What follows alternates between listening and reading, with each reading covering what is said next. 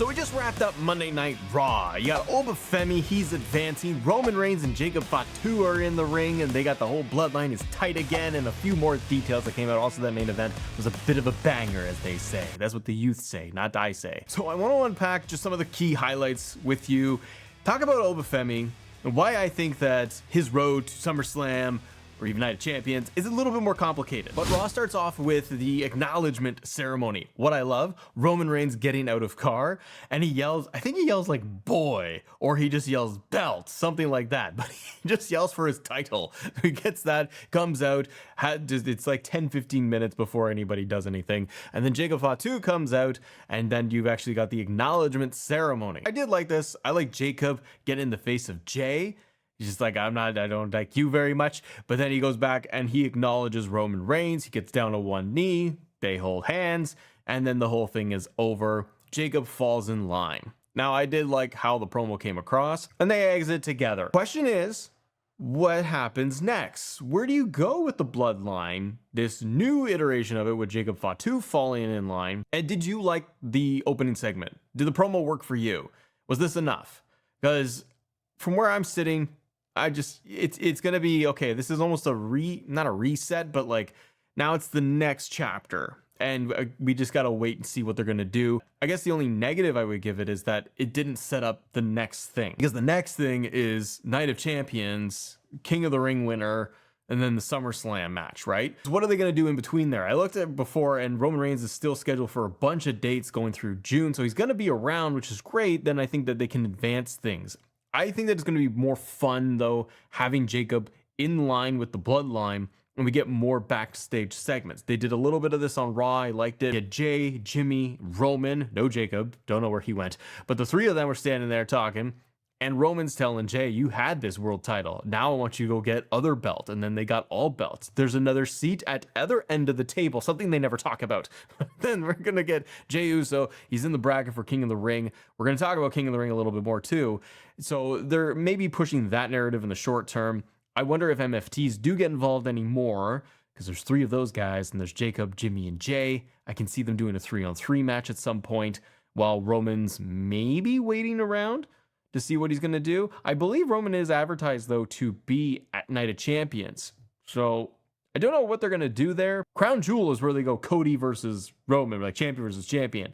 Night of Champions, I don't know what they're going to do. But this whole opening thing is just going to be a wait and see now. But I hope they do more of the backstage stuff like we had in the days of old with Bloodline, because that's what really I felt worked for it, was having the different dynamics of the characters and flushing it all out. Jacob having to fall in line now? Okay. Is he going to be reluctant at all or not? He seemed okay with it. By the time he was acknowledging, he was like, it's cool. Let's just do this. Okay, but let's talk now about the King and Queen of the Ring brackets. We'll start with the men, because we did have the first Fatal 4-Way match. They're not doing triple threats. They're doing Fatal 4-Way, so I guess it's an upgrade. But I wish they would do like traditional one-on-ones, but I get it. You get a lot of people on TV. And one of the pluses of doing a Fatal 4-Way, you could potentially break off different storylines for people that don't win, and then you can get more out of it. And we got the first men's qualifier tonight. So you had Penta, Oba Femi, Solo Sikoa, Carmelo Hayes. They went at it in the Fatal 4-Way. I liked this match. I liked how they structured it, because Oba Femi was favoring the arm from the Brock Lesnar match. Because having Oba announce he was going to be in this thing, I thought there was a chance maybe Brock takes him out, and then he doesn't even qualify so that they could set up the next match. But they went through with all of it. And I like how they did the match, because Oba is so dominant, and they showed it in the match. Like, everyone would rush after him. He'd still take everybody out, even with like a busted up arm.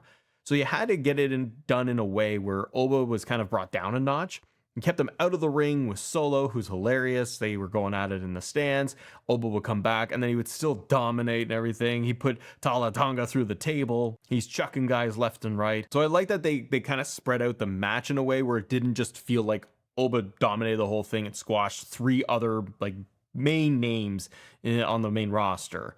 Oba does win. He beats Solo with the fall from grace. Oba's moving on. So here's my question to you. What are you going to do with Oba Femi? We're going to get into the rest of the brackets here in a second for the men's, and let's talk about the women's too. But with Oba wins. So in theory, Oba should go on to win the whole thing. Like, he's just kind of the guarantee. You feel like this has been rumbling since WrestleMania. Oba will win King of the Ring, get the shot at SummerSlam, beat Roman. He's the next champion. He's on such a dominant streak. Even losing to Brock, he's still huge popular guy. Like, it seems like he's gonna win. But what if that's not the case? This is the thing I started to wonder tonight, was watching Raw, seeing Oba win, kind of waiting, honestly, if even during the match, they would have Brock come out, interfere, and take him out of the tournament to leave some spots open. I have some theories of what they could do here. Number one, they could do the clean thing. Brock, bye-bye off TV, and he's not around for a very long time. Like, not even SummerSlam, which would seem odd. But one option I think they have is Oba just wins King of the Ring. He just goes on and he beats everybody in every bracket, and then he's gonna go off to fight Roman at SummerSlam, and there's your match. And then, hey, maybe Roman loses the belt. He keeps it because he's got help of all of the bloodline behind him. And along the road to SummerSlam, you can have Oba versus Jacob and Oba versus the Usos in a handicap match, and that can kind of fill it out as you're getting to SummerSlam. It's potential. It's a huge match. It would be the big crowning moment for Oba Femi, and if they are trying to make this guy, well, then he's just going to get the belt. But Oba did cut the promo at the very end of the match to Brock Lesnar. It's like, yes, we are one-on-one, as Brock described it. And he said he'll see him down the road. So my other theory, the other thinking was, okay, what if Oba doesn't win King of the Ring? How do you kind of get him out of it? You could have Brock cost Oba the finals of King of the Ring at Night of Champions. So whoever Oba's opponent would be, Royce Keys, LA Knight, Seth, kind of my main picks there on the other side of the bracket. If they are going, one of them going up against Oba, you could have it like really deep in the match, or 5 to 8 minutes in the match. Brock comes out, bunch of F5s, and it costs Oba the win. That way somebody like, could it be Seth? Could it be LA Knight? Whoever is the final opponent, they can go on to SummerSlam to fight Roman. If that were the case, to me, it would be Seth. Seth just had a banger main event with the Vision. I'll talk about that in a little bit, but it seems like that is now over, and they're going to move on with Seth, and Seth's obviously in the tournament. So is Bron Breakker. So they got new focuses for these guys. It does feel like a bit of a fresh start and a clean slate. So Seth could go on in this scenario and win King of the Ring, and he fights Roman, and they finally do the Roman-Seth match, which was even rumored to be the one for WrestleMania until the injuries happened and everything, and they changed course. You could get this Roman-Seth match, which would be amazing. And then you have along that road to SummerSlam, Seth now dealing with the bloodline. Or, kind of my third option here with Oba. Oba doesn't win King of the Ring. He gets taken out by Brock in like another week or so. So in like maybe 2 weeks, once they decide who Oba's next opponent is going to be, what if Brock costs Oba that match? So they have a different person going into the finals against another person. So for example, on that side of the bracket, Dom, Bron Breakker, Trick, and Damian Priest. I think Damian Priest is taking the pinfall there. Now you got US champion Trick Williams. I'd love for Trick to win King of the Ring. I think that would look amazing with him. Remind me a little bit of King Booker, but he's also got the US title. Be kind of cool. And then he could go off and fight Cody. Breakker, well, spoiler, he just lost to Seth Rollins. I don't feel Bron Breakker's winning this anytime soon. Dom?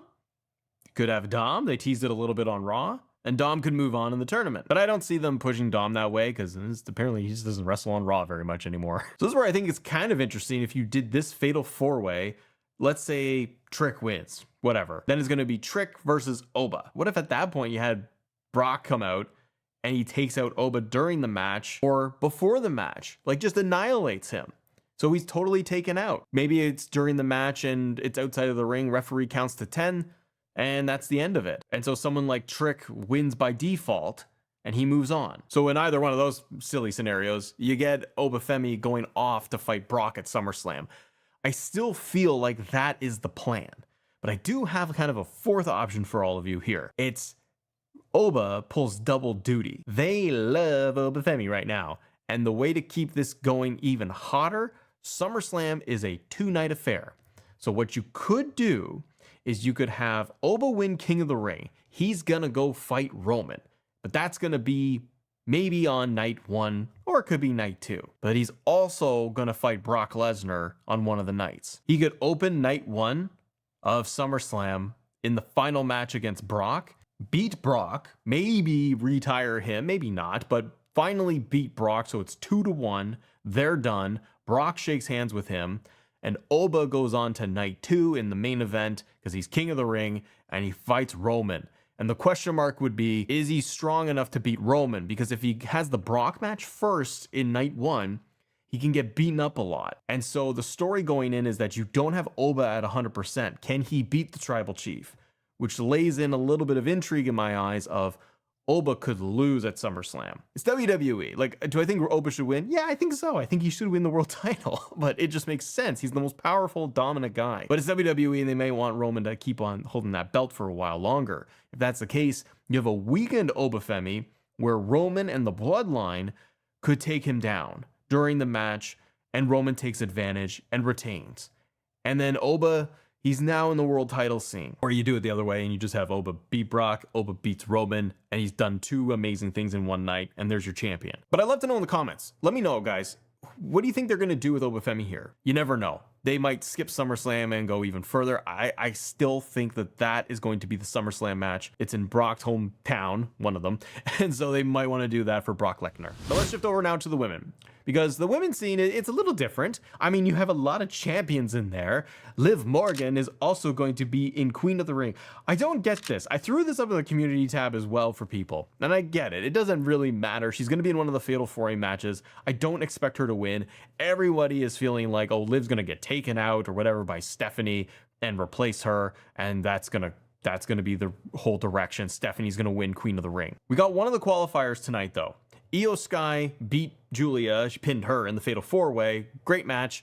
And Io's going to move on in the tournament. So the other brackets, though, you got Liv, Becky, Alexa Bliss, and Chelsea Green. And again, a lot of people when they heard this, and I know that Liv did a post show from Clash or whatever and said how she wants to win it all. She's going to take it all. I'm like, okay, so she's going to win this tournament to face nobody, or to go fight Rhea to become double champ. Maybe they will. Maybe they'll melt the belts together. You never know, but I highly doubt it. But Liv is gonna maybe in my eyes, get taken out by like Stephanie if she returns, and that's what's gonna set up their SummerSlam match, or she gets replaced by Stephanie. Something like that. I would love it if Chelsea got moved on into this, but I think she's still with Tiffy time, and then you got Blake Monroe coming in, so I don't think she's moving on. In the other bracket, you got Sol Ruka, who just won the Intercontinental title, who also came out on Raw, and she just did a talkie segment. I don't like that all the time.